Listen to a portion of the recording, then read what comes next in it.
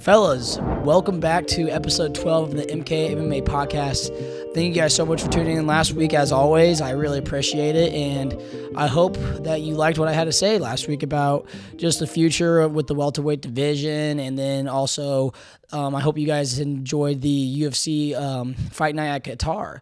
You know, it was a great card overall. You know, I think it could have been a little better, but it was great nonetheless. You know, the three fights I predicted: Volkan, Ian Garry, and then Arman, just getting the jobs done. Putting myself at 3-0 that weekend was pretty awesome. And so, can't complain, dude. I had a great time watching it. So yeah, hope you guys did as well. But with that being said, this is another short one. I know I said I was going to have my buddy Joao come in for this next episode, but I mean, the UFC 323 is next weekend.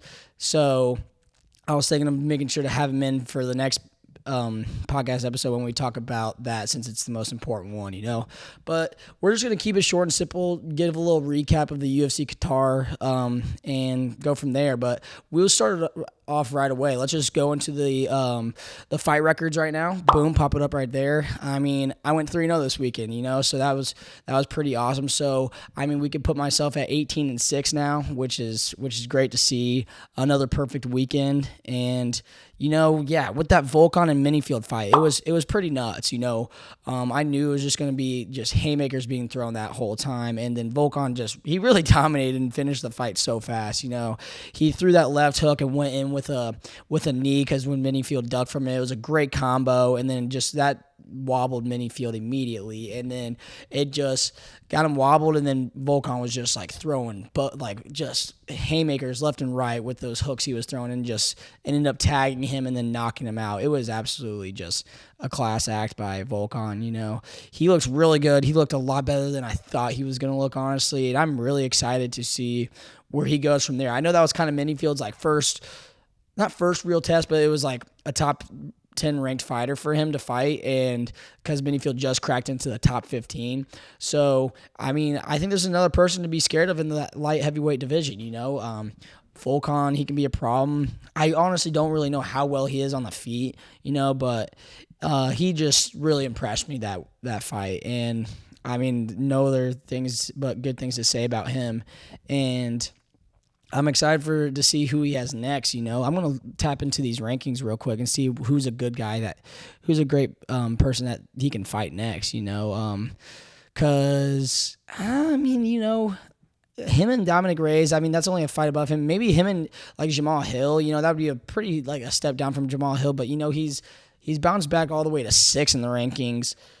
There's guys like Olberg and Yuri and Ankalaev that are still like in that top 3 to fight Alex Pereira as well for that belt, because they think they deserve the shot. And I think Olberg will get that next. But like, I mean, I think Volkan and Jamal Hill will actually get people excited for a fight that's not under like for the title, you know. And so we will see how it goes. I think that's actually kind of a great fight in my opinion. Let me know what you guys think of that. But I think that could draw numbers, honestly. It could be good for a main card on a pay-per-view, you know, like you could headline that for a co-main or even a main event for a UFC fight night. Who knows, man? But but Volkan, it just made me become a fan after this weekend, so I'm really pumped about that.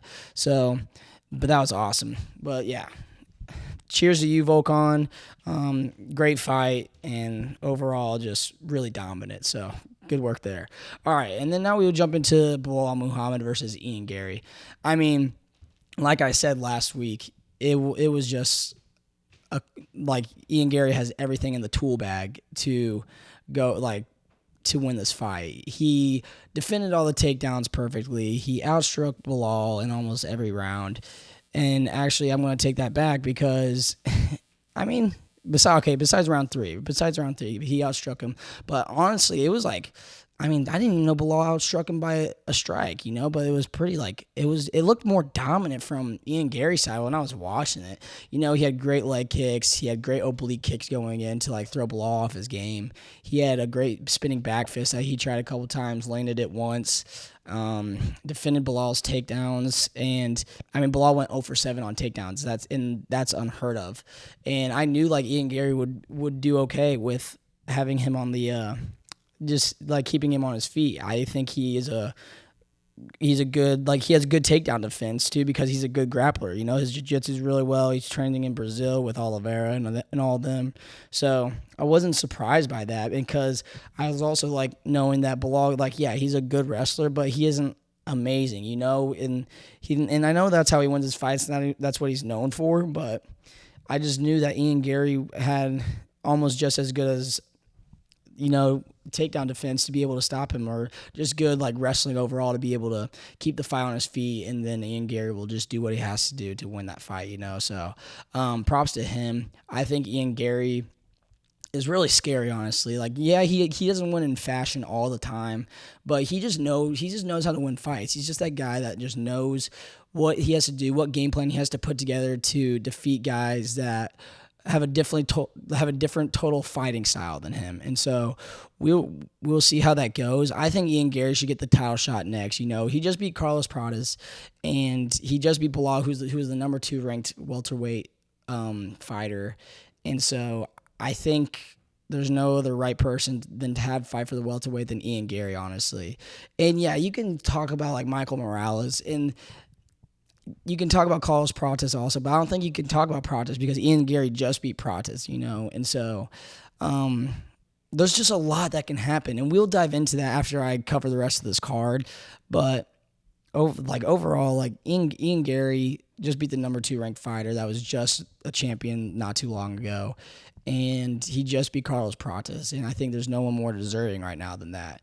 And you know, I don't think you can give a rematch to JDM just because he got dominated in his first title defense, and I know that's against Islam, who's the best in the world right now. So it's just really hard to debate about this, but that makes it so fun too at the same time, you know. So we'll see how it goes. I mean, yeah, I just really wonder what you guys think, because yeah, you could put Michael Morales in that conversation too, but I just really think it's Ian Garry's time, you know. And then you can have a fight of Michael Morales and Carlos Pratas for the next title contention, you know, like say if Ian Garry goes and loses to Islam, and while that's going on, you can have Carlos Pratas and Michael Morales fight, and then that too can be the next title contention. Or I mean, you can do Michael Morales versus Shavkat, you know, since Shavkat has to have a fight because he's been out for over a year now, and I know he's injured, but like you can't come back off an injury and then just fight for the belt again. It's just not how it works, in my opinion. And so like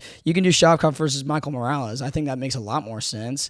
I think Carlos Pratas is just one step behind, even though I'm like a big fan of him. And you know, who knows? But I think the matchmakers will have a lot of fun discussing this division, being able to put at who's going to fight for the belt next against Islam, because you can do so many fun things with that, given all the guys that have won and where they are in the rankings now, you know. So but yeah, I just knew Ian Garry had everything in the tool bag, and he was just going to get the job done. I was not expecting this fight. I was expecting this fight to be a lot better than it was. I think it was a little underwhelming. You know, it was on the feet the whole time, which you think it would be like an even better fight, but it just didn't really go anywhere. You know, there was good contacts, like there was good connections being landed by both Belal and Ian, but I just didn't get really excited from it. And it was a really good technical fight. You know, it was just a good kickboxing fight that stayed on the feet, and I just wish more happened from it. I wish maybe that Ian knocked him down once, you know, or wobbled him really bad and then almost had a finish in like one of the rounds, you know. And I know everyone hopes for like a knockdown and to finish the fight. But like, dude, you got to give credit to Belal. Like, he's fought in his last 2 fights now just on the feet and just has been a warrior every single time. I mean, hell, he outstruck Ian Garry here, and that's pretty hard to do given that he's a wrestler for his fighting style. So that's pretty impressive in my opinion. And so I still give a lot of credit to Belal. I think he is still going to be around for a good amount. I think he needs to be I'm glad that he's more active now. Hopefully he's active again, because I actually am starting to like watching him fight now. Not just because he's losing. I mean, I can see how it comes off like that, but he's actually like kind of getting more exciting in my opinion. But I think he needs to add more to his tool bag when he's on his feet. Just try to figure out what combos that he likes to throw and how he can work off that to be able to win fights on the feet when it comes to that situation. So, but yeah, Ian Garry, props to you. Great win against a really good fighter who was the number 2 ranked in the welterweight division. So we'll see what goes from there. We'll talk about that in a second. And then, I mean, there's not really much else to say about the Arman and Dan Hooker fight. You know, it was a great performance by Arman. Like, obviously, he won performance of the night. It was, I just knew that the fight was going to go to the ground mostly the whole time. You know, I mean, it's crazy how well Arman's also on the feet, too. Because, I mean, he outstruck Dan Hooker by over 50 strikes. He outstruck him by 52, and then went 2 for 4 on his takedowns, dominated on the ground. I mean, that's where a lot of his strikes do come from too, or like half of them. You know, he knows how to strike when he's on the ground, and that's a really good thing because there's so many controversial things when someone is taking him down the whole fight, but just lays on him and doesn't deal any damage. And I mean, look at Jalan Almeida. You know, he did that in his last previous fight against Volkov, and they gave it to Volkov because he outstruck him by like 80 or 90 strikes, but the fight was on the ground like the whole time. Like Almeida went for like 6 takedowns, but he just laid on him, and he was just banking on him laying and winning the fight, and the judges knew that he wasn't going to win that way. And I think Arman shows a really good example on how to win a fight when you just dominate on the ground. You know, he makes sure to throw some strikes. He gets those elbow shots in there to try to hurt his opponent, open him up, and get him that finish. And that's how he did with a beautiful triangle choke to be able to take out Dan Hooker, who's a really well-respected fighter too, who's also really dangerous too. Like, that's why he's a well-respected fighter. So I kind of knew it was going to be a dominant performance. I still think it was a great fight. I wish I could see more of it on the feet, but I mean, that's what you got to respect about Arman's game. You know, he's just a really dominant wrestler that can also strike pretty decently. And I mean, outstruck Dan Hooker. It was pretty nuts. So props to Arman. He's definitely going to fight Ilya for the belt next. And I'm happy that he was able to come, make weight, put on a dominant performance, and cement himself as the number 1 contender for the lightweight division, because I mean, we need that. We need to see that division like get more title fights in there now, because that's like my favorite division. Let me know what your guys' favorite division is, because like the welterweight is so stacked right now because all the new prospects that are in the top 10. That whole top 10, dude, is just so insane. And then like the top 10 for like the lightweight, in my opinion, is insanely good too. Like if we compare real quick. Like, you got Arman, you got Ilya first, Arman, Charles, Max, Justin Gaethje, Patty, Dan Hooker, Gamrot, BSD at 8, Fiziev at 9. I mean, you got Moicano at 10, and then you got Michael Chandler at 11. It's just like, that's just insane. And then, I mean, dude, you got Mauricio Ruffy at 14. It's just so nuts, in my opinion. Like, that whole top 15 is crazy. And then you look at the welterweight. You got Islam, JDM, Belal, Michael Morales, Shavkat, Pradas, Ian Garry, Sean Brady, Kamaru Usman, Leon, Buckley. Gilbert Burns at 12. That's crazy how far he's fallen. Colby Covington at 13, even though Colby Covington doesn't really fight anymore. It's just like, let me know what your guys' favorite division is, because those two are just so incredibly stacked, and there's so many fun things going on in those divisions right now, and I just can't wait for the future. That's why I think the UFC has so much to look forward to with this new Paramount deal in 2026, that the sky's the limit for them. I think they're going to really take over and have their best year yet. With this 2026 Paramount Plus deal, because the divisions are flowing. You got the light heavyweight division like flowing once again. Welterweight, lightweight's about to start. They're flowing now. The featherweight. And the flyweight division, that's about to get mixed up, because Joshua Van and Alexandra Pantoja fighting for UFC 323 to close out the year. I'm so excited for that, man. But yeah, props to Ian Garry, props to Belal too, props to Arman, and props to Hooker taking that fight. It's gonna be really a really fun future to look ahead at, And yeah, I think the Arman Ilya Tapora fight is gonna be one of the best fights to happen in a minute. I just can't wait for it. It's going to be so awesome. And we're actually going to finally see Ilya use his jiu-jitsu more, I feel like, against Arman.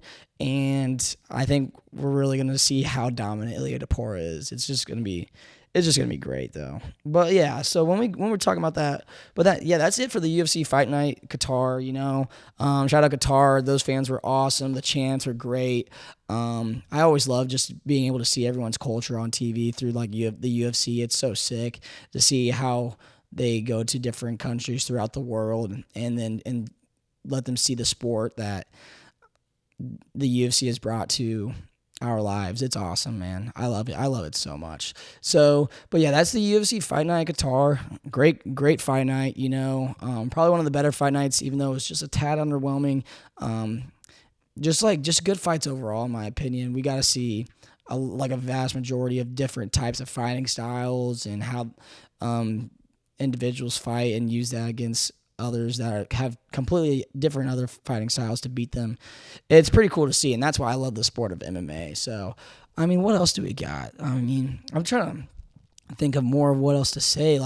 For the whole Ian Garry thing, now that I was talking it through with you guys, I really think Ian Garry versus Islam makes the most sense. And then you can do Shavkat versus Michael Morales for the number one contender fight after that, because I think you got to give it to Ian Garry versus Islam, because Ian Garry's now ranked number 2, just beat Belal, who was just a former champion, and I think it makes the most sense. And then Michael Morales versus Shavkat, because Shavkat cannot fight for the belt next, in my opinion, coming off injury, and that fight makes so much sense because everyone thinks Michael Morales could fight for the belt, and then but there's Shavkat too. Throw him against Shavkat, and then let that be the number one contender fight after Ian Garry Islam. I think that makes the most sense to me.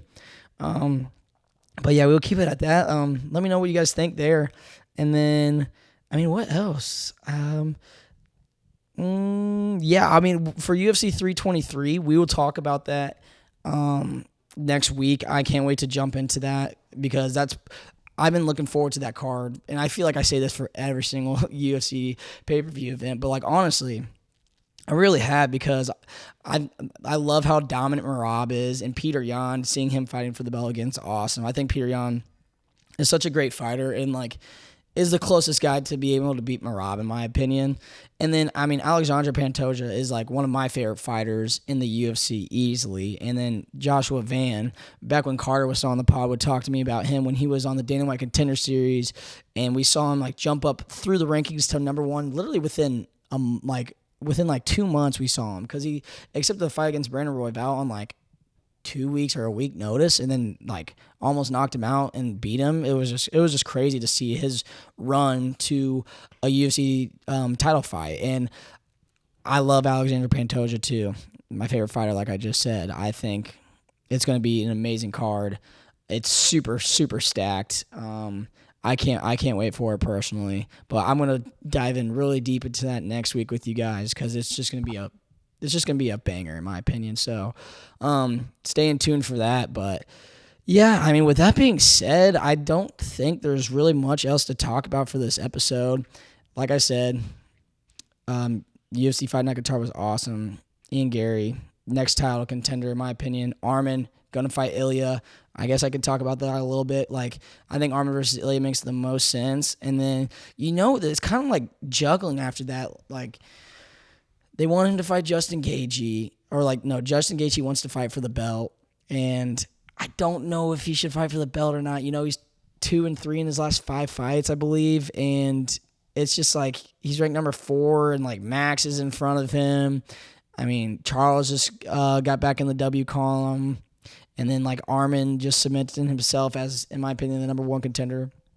But let me know what you guys think of Justin Gaethje deserving to fight for the belt. I personally don't really think he should, but he said he's going to retire, and I do not want that guy to retire if he doesn't get a title fight, But God, I just don't think he deserves it, honestly. So that sucks, man. But yeah, he's 2-3 in his last 5 fights, and he lost to Holloway, and Holloway's ahead of him, and Holloway just beat Dustin, so like Holloway should get a fight for the belt ahead of Justin Gaethje, in my opinion. So like, who knows? And like, he only beat Fiziev in his last fight. He's only on a 1-fight win streak. Like, it's not even a streak. So like, let me guys know what you think there for the lightweight division. I guess like, who should fight for the belt next? I think it should be Arman. But yeah, we'll see from there. And I don't know. I guess that's really it. Like for there. Yeah, I'd like to see Patty and Max, and I'd just like to see the lightweight division like figure out who should fight for this belt next and who should fight for the belt after that next fight, if that makes sense. Because I think you got to make a number one contender fight in there and have Arman and Ilya fight. You know, Arman didn't really take any damage, so I feel like he can fight Ilya very, very soon, like in early 2026. So we'll see how it goes, and then we'll play it from there. But yeah, guys, that's really it I got for you today. I'll go for the MK MMA pound for pound rankings, pop them up right here as usual. And so, I mean, nothing's really changed here, boys. I mean, you know, I'm going to change one thing, and I'm going to put Arman at number 15 because it was really dominant to me, taking out Shigashan there. He had a great run in that pound for pound ranking, but Arman just looked dominant to me.